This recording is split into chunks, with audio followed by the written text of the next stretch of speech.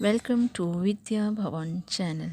Students, आज हम हिंदी युवक भारती 12वीं कक्षा से पाठ नंबर 5 से गुरुबानी का अध्ययन करेंगे, स्टडी करेंगे। ओके स्टूडेंट्स, आज हम जो है वो 12वीं कक्षा युवक भारती से पाठ नंबर 5 से गुरुबानी जो पढ़ेंगे। ओके स्टूडेंट्स, पहले जो है मैं आपको कवि का परिचय दे दूँ। ओके स्टूडेंट्स, कवि का नाम है गुरु नानक। इनका जन्म जो है वो 15 अप्रैल 1459 में और निधन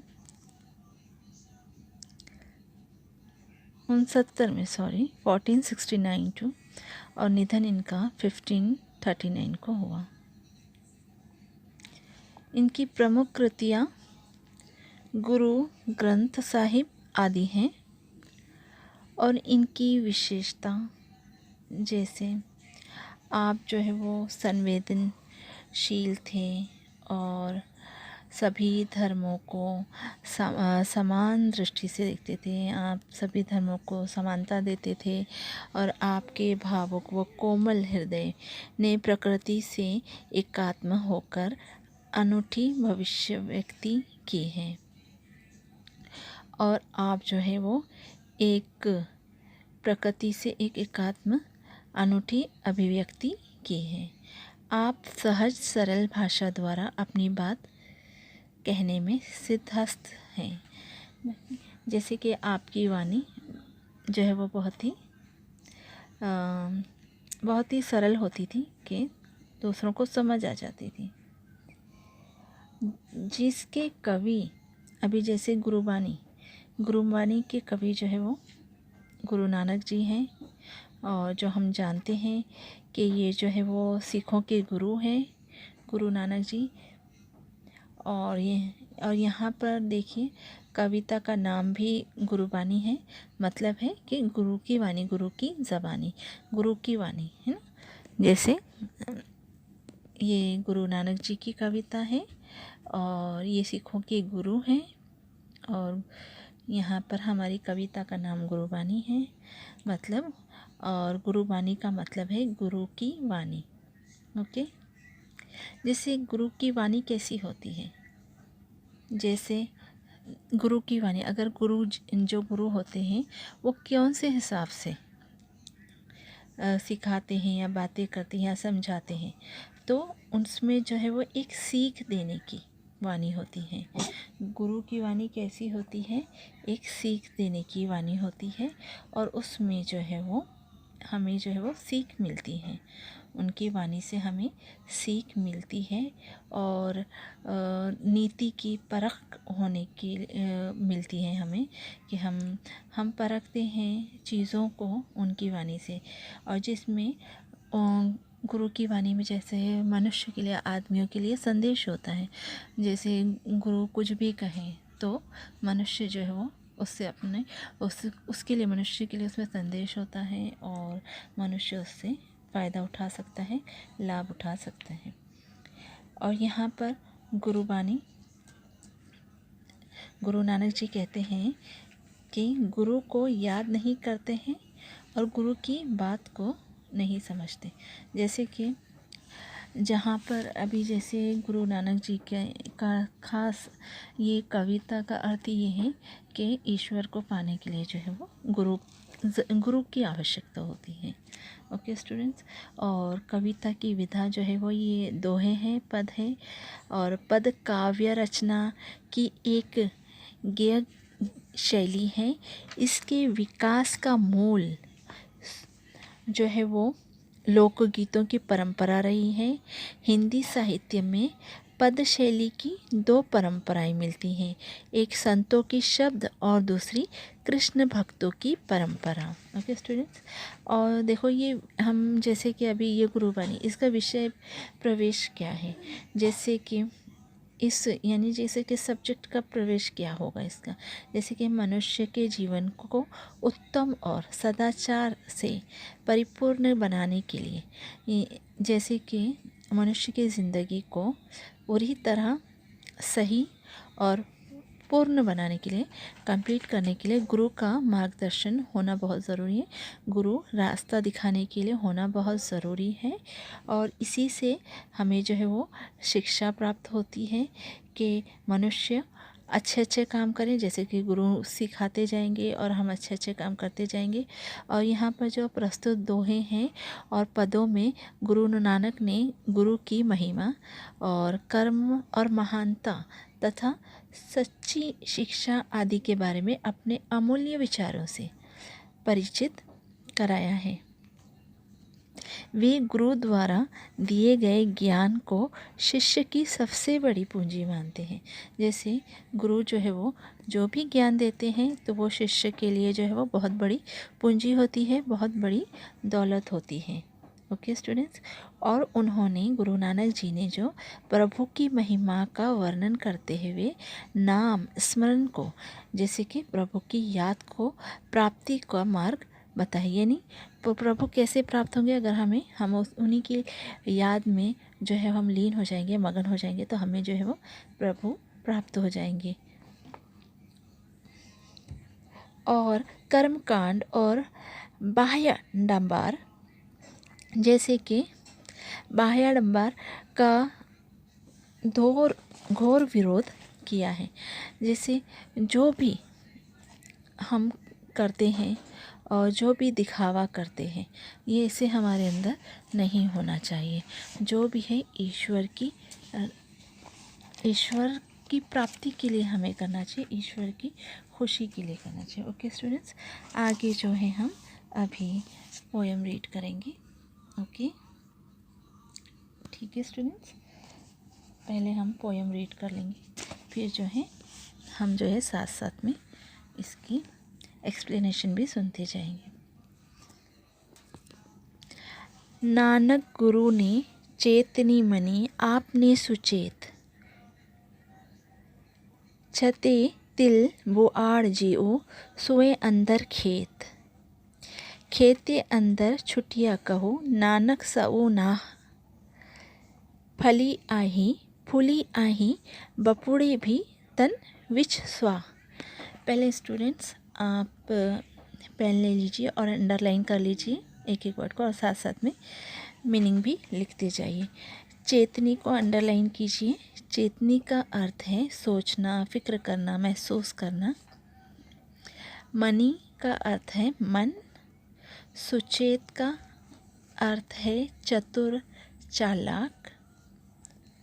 और छूते का अर्थ है जैसे। और सऊ का अर्थ है ईश्वर,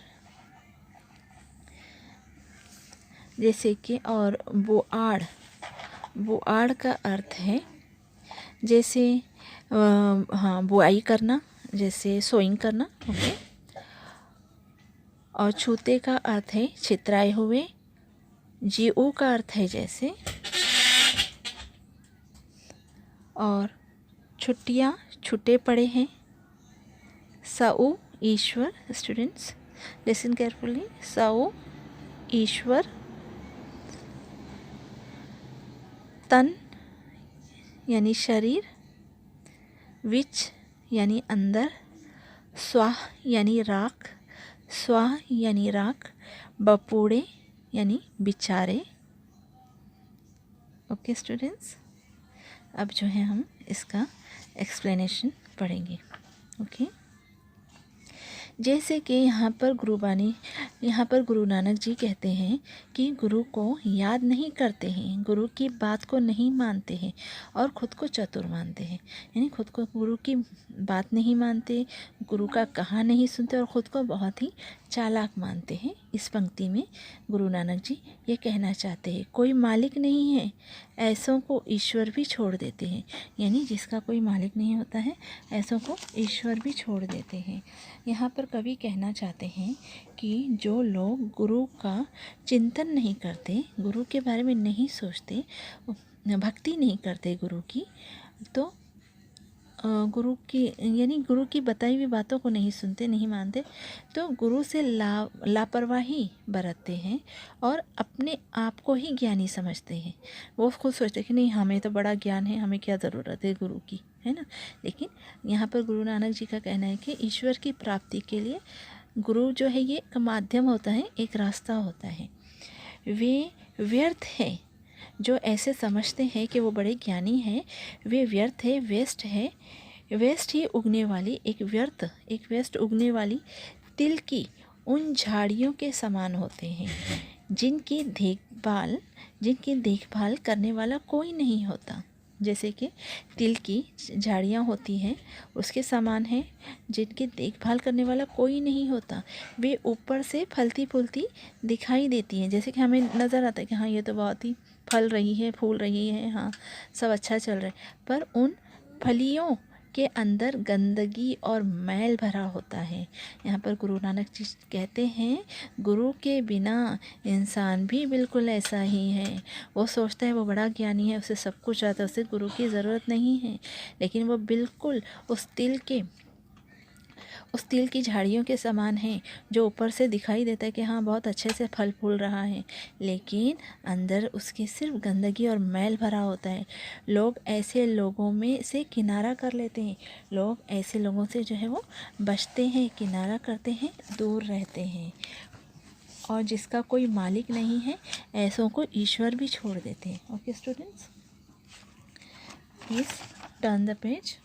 अब जो है हम आगे की कविता पढ़ेंगे। ओके, एक ही पंक्ति स्टूडेंट्स। जली मोह घसी मसी करी, मती कागद करी सारू, भाड़ कलम करी चितू लिखारी, गुरु पूछी लिखो विचारी, लिखो नाम साला लिखो अंत ना पारावार। स्टूडेंट्स अंडरलाइन द वर्ड्स, ठीक है।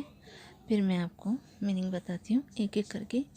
जली को अंडरलाइन कीजिए। जली का अर्थ है जलाकर, मोह का अर्थ है माया, घसी का अर्थ है घिसकर, मसी का अर्थ है स्याही इंक, मति बुद्धि अक्ल, सारो बढ़िया अच्छा, भाड़ प्रेम भाव,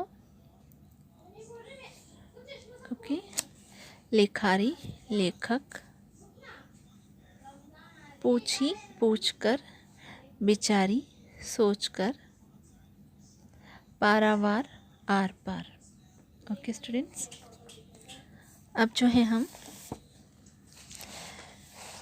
पोएम की एक्सप्लेनेशन पढ़ेंगे। यहाँ पर कवि कहना चाहते हैं कि मोह या माया को जलाकर और घिसकर स्याही बना लो, और बुद्धि अक्ल को कागज़ बना लो, और प्रेम भाव को कलम बना लो। यहाँ पर कवि कहना क्या चाहते हैं कि मनुष्य को जो है वो मोह माया को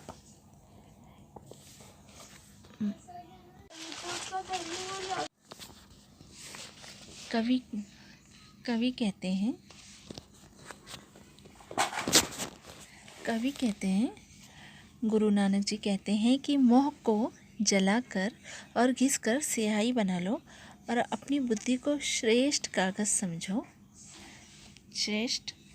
समझो और प्रेम भाव की कलम बनाओ। हमारी कलम कैसी होनी चाहिए?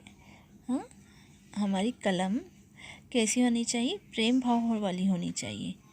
और चित्त को लेखक समझो और गुरु से पूछ कर लिखो। देखिए यहाँ पर गुरु क्या कहते हैं कि हमें जो भी करना है वो सब गुरु से हमें पूछ कर करना चाहिए। हमें जो है वो गुरु से पूछ कर करना चाहिए। यहाँ पर गुरु नानक जी का यही कहना है कि हमें जो कोई भी काम हो, कुछ भी हो, तो हमें जो है वो प्रेम भाव से करना चाहिए और गुरु से पूछ कर करना चाहिए। नाम की स्तुति, साथ ही ये सच्चाई भी लिखो कि प्रभु का न कोई आदि है और न कोई अंत। यहाँ पे गुरु नानक जी ये कहना चाहते हैं कि जब हम प्रेम भाव को कलम बनाएंगे और अपने मन को भी हम एक कलम बना लेंगे और अपने गुरु से पूछ कर लिखेंगे, और लिखेंगे तो हम क्या लिखेंगे? प्रभु का नाम लिखेंगे, ईश्वर का नाम लिखेंगे। हम किसका नाम लिखेंगे? गुरु से पूछकर हम जो है वो ईश्वर का नाम लिखेंगे, क्योंकि ईश्वर के नाम में जो है वो सच्चाई है, क्योंकि प्रभु का कोई अंत नहीं होता, प्रभु का अंत नहीं होता। यहाँ पर गुरु नानक जी यही कहना चाहते हैं कि जो भी करना है प्रेम भाव से करना है, और प्रेम भाव से करना है, और हमारे गुरु से पूछकर करना है, और गुरु से पूछकर ईश्वर की भक्ति में लीन होना है और ईश्वर के नाम को जपते जाना है। ओके स्टूडेंट्स, अब जो है हम आगे की पोएम पढ़ेंगे। ओके। मन रे अहिनिसी हरि गुण सारी, जिन खिनो पलो नामो न बिसरे, ते जन विरले संसारी। ज्योति ज्योति मिलाइए सुरती सुरती संजोगु, हिंसा हऊ में गतु गए नाही सहसा सोगु। गुरुमुख जिसु हार मनी बसी, तिसु मेले गुरु संजोग। स्टूडेंट्स, अभी जो है आप अर्थ लिख लीजिए। अहिनसी का अर्थ है दिन रात, सारी स्मरण याद करना, जिन्हों जिन्हें जिन जिन्हें, खिनु पलो शन पल, विरले विशिष्ट लोग, और हवों में हृदय में, हार माला, मेले मिले। ओके स्टूडेंट्स, अभी जो है हम पोएम को जो है वो एक्सप्लेनेशन के साथ पढ़ेंगे। ओके, लिसन केयरफुली स्टूडेंट्स, बहुत ही अच्छी पंक्ति है ये। यहाँ पर कवि कहते हैं कि हे मन तू दिन रात भगवान को याद करता रहे। कवि कहते हैं कि तू दिन रात भगवान को याद करता रहे। मन से कहते हैं हे मन तू दिन रात भगवान को याद करता रहे। जो भगवान को, जो आदमी, जो इंसान, मानव जब भगवान को याद करता है, जो पल भर के लिए भी ईश्वर को नहीं भूलता, ऐसा मनुष्य, ऐसा इंसान संसार में, दुनिया में जो है बहुत ही कम पाया जाता है, जो एक क्षण भर के लिए, कुछ वक्त के लिए भी अपने प्रभु को भूलता नहीं है। तो ऐसे लोग जो है वो बहुत ही कम होते हैं, कम पाए जाते हैं। अपना मन जो है वो, अपना ध्यान जो है वो ईश्वर में लगाओ और प्रभु की ज्योति से अपने आप को प्रकाशित करो। किसकी ज्योति थी? ईश्वर की ज्योति थी। प्रभु की ज्योति से अपने आप को प्रकाशित करो। अपने अंदर जो है वो प्रभु की ज्योति को लाओ और उससे अपने आप को प्रकाशित करो। और हृदय को, हमारे दिल को जो है वो हिंसा से, जब हमारे अंदर जो है प्रभु की ज्योति हमारे अंदर समा जाएगी, हमारे अंदर आ जाएगी, तो जो है हम खुद ही जो है वो हिंसा से जो है वो दूर हो जाएंगे। और जिसके मन में ईश्वर बसता है वहाँ पर हिंसा नहीं बसती। और कवि यहाँ पर ये भी कहते हैं कि हे मन तू दिन रात भगवान के गुणों का स्मरण कर। यहाँ पर कवि कहते हैं कि हे मन तू दिन रात भगवान के गुणों की याद कर, जिन्हें एक पल के लिए भी ईश्वर का नाम नहीं भूलता, संसार में ऐसे लोग बहुत ही कम होते हैं। अपना ध्यान उसी ईश्वर में लगाओ और उसकी ज्योति से तुम भी प्रकाशित हो जाओ।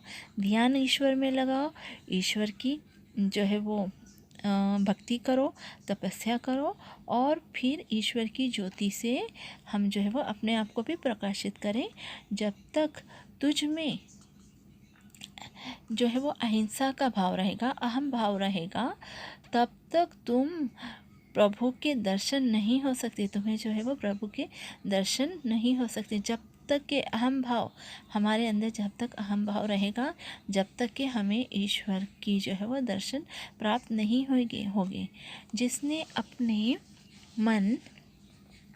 अपने हृदय में भगवान के नाम की माला पहन ली, जिसने अपने मन से, जैसे कि मन से दिन रात उसका मन जो है वो बस प्रभु का नाम ही जपते रहता है, तो वैसे ही यहाँ पर कवि कहते हैं कि जिसने अपने हृदय में भगवान के नाम की माला पहन ली है, उसे ही प्रभु के दर्शन होते हैं। जो मन से हर वक्त अपने प्रभु की पूजा करता है, भक्ति करता है, उसे ही जो है वो प्रभु अपने दर्शन देते हैं। ओके स्टूडेंट्स, अब जो है हम आगे की पंक्ति पढ़ेंगे। Listen carefully.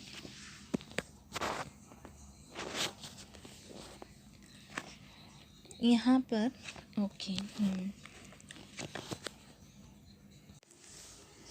तेरी गति मिति तू ही जाने, क्या को अखी बखाने,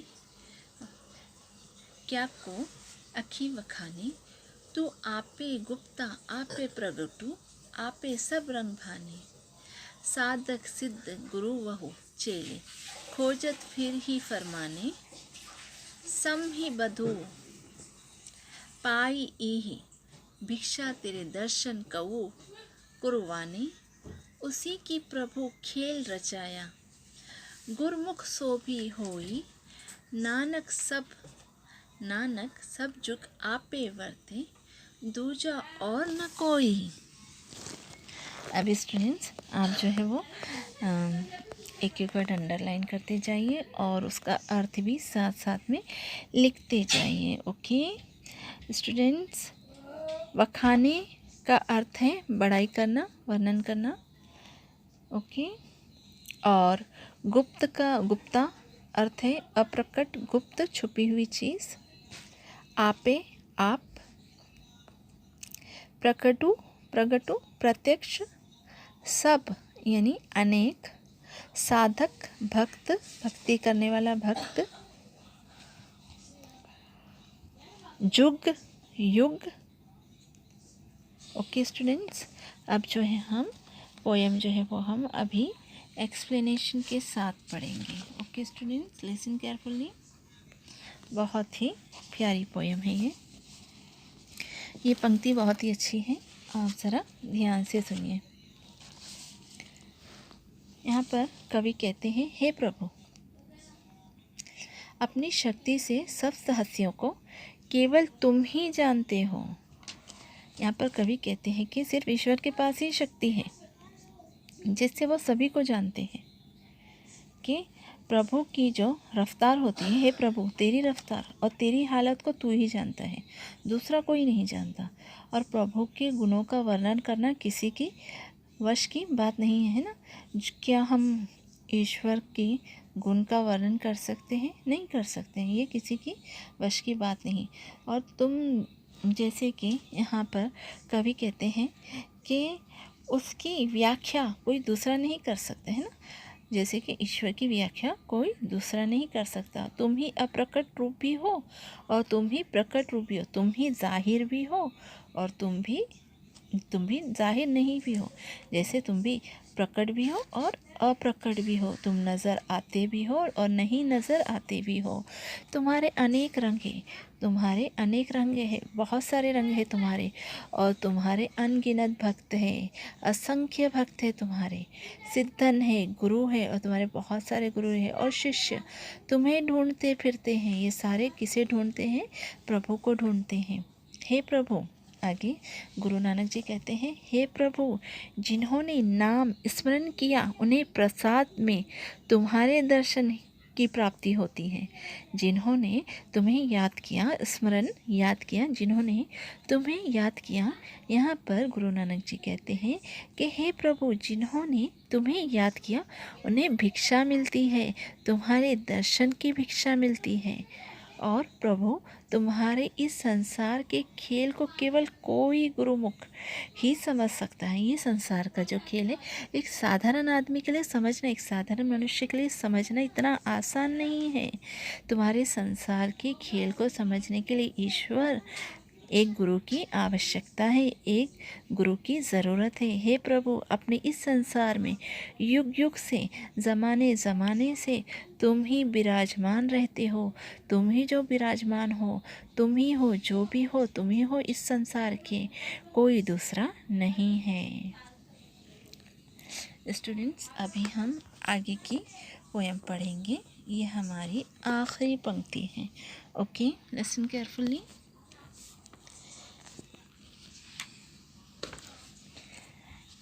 गगन में काल रविचंद दीपक बने, तार का मंडल जनक मोती, धूप मलिया नील पवनु चंवरो करे, सकल वन राई कुलंत ज्योति। कैसी आरती होई भव खंडना, तोरी आरती अनाहत शब्द बाजत भेरी। Students, underline the words, okay, और मीनिंग आप लिखते जाइए। रविचंद, रविचंद का अर्थ है सूर्य चंद्रमा। रवि सूर्य, चंद्र चंद्रमा। ओके। तार का मंडल, तार का मंडल, तारा मंडल। चवरो, चवरा, चवरो चवरा, जैसे कि पवन, पवनु पवन, हवा, हवा दे रहा है ना। यहाँ पर जैसे बता रहा है पवनु चौरा, पवन जो हवा जो है वो दे रहा है, ठीक है। पवन का हो गया हवा।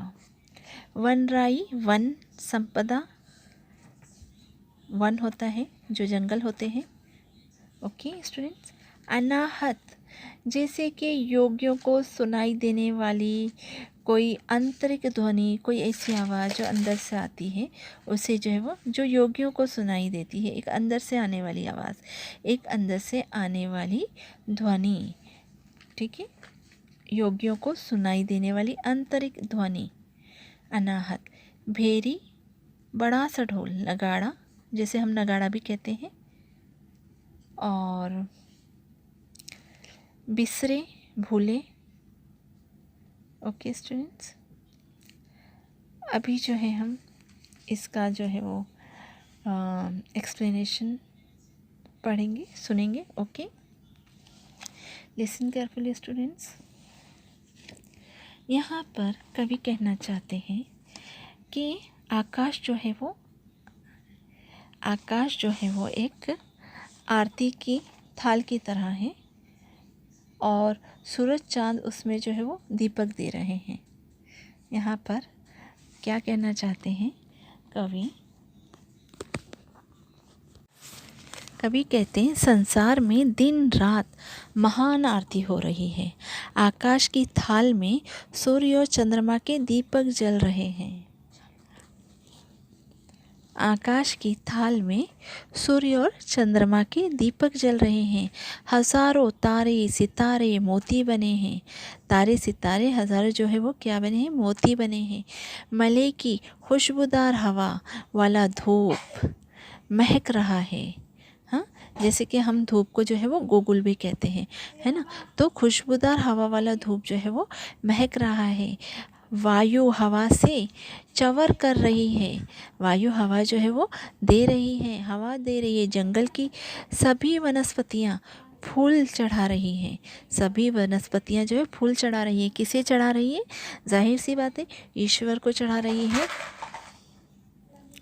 हृदय में अनहद नाद का वाद्य बज रहा है। हे मनुष्य, महान आरती के होते हुए तेरी आरती का क्या महत्व है? देखो यहाँ पर कैसे प्रभु ये गुरु नानक जी जो है वो ईश्वर की देखिए कैसे बड़ाई कर रहे हैं, कैसे ईश्वर की महानता बता रहे हैं कि पूरे जो हमारे नेचर में इतनी सारी चीज़ें हैं, ये सारी चीज़ें जो है वो ईश्वर की भक्ति करती हैं एक तरह से। तो इस महान आरती के होते हुए तेरी आरती का क्या महत्व है, ये मनुष्य से पूछते हैं। कौन पूछता है? गुरु नानक जी यहाँ पर कवि पूछते हैं। अर्थात भगवान की असली आरती तो मन में उतारी जाती है। श्रद्धा ही भक्ति की सबसे बड़ी भेंट है। सबसे बड़ी भेंट जो है वो श्रद्धा होती है। ऐसे नहीं थाल ले लिए और जैसे हम लोग आरती उतारते हैं, आरती की थाल सजाते हैं, फिर भगवान की आरती करते हैं, लेकिन श्रद्धा नहीं है मन के अंदर अगर हमारे, तो उस आरती का कोई फ़ायदा नहीं है। संसार में जैसे कि कवि कहते हैं, ये सारी चीज़ें जो है वो हमारी ईश्वर की भक्ति में लगी हुई है और ईश्वर की आरती उतार रही है। तो जैसे कि मनुष्य को श्रद्धा के साथ में जो है वो ईश्वर की भक्ति करना चाहिए और ईश्वर की प्राप्ति के लिए भक्ति ज़रूरी है। भक्ति के बिना ईश्वर की प्राप्ति कभी भी नहीं होगी। इसीलिए मनुष्य को ईश्वर की प्राप्ति के लिए भक्ति ज़रूरी है और उसका माध्यम जो है वो गुरु होता है। गुरु रास्ता दिखाता है ईश्वर तक पहुंचने का। ये हमारे गुरु नानक जी, हमारे लेखक का कहना है। यहाँ पर लेखक हमें इस कविता के द्वारा यही समझाना चाहते हैं। यहाँ पे स्टूडेंट्स हमारी ये कविता समाप्त हुई। आशा करती हूँ कि आपको ये कविता समझ आई होगी, अच्छी लगी होगी। अगर आपको ये कविता और इसका एक्सप्लेनेशन अच्छा लगा, समझ आया, तो please like it and subscribe my channel. Okay, thank you, bye bye.